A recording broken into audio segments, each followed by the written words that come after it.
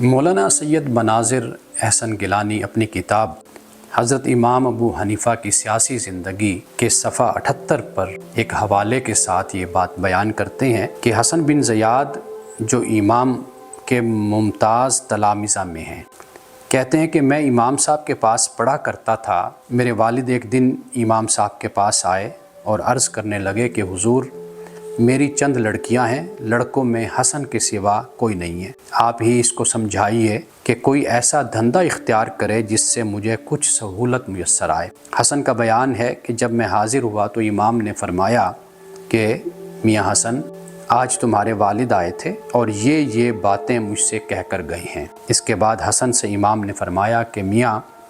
تم تو پڑھنے میں لگے رہو، میں نے کسی عالم کو بھوک سے مرتے نہیں دیکھا ہے۔ حسن کا بیان ہے کہ امام نے اسی دن سے میرے لیے کچھ ماہوار اس وقت تک مقرر کر دیا جب تک میں روزگار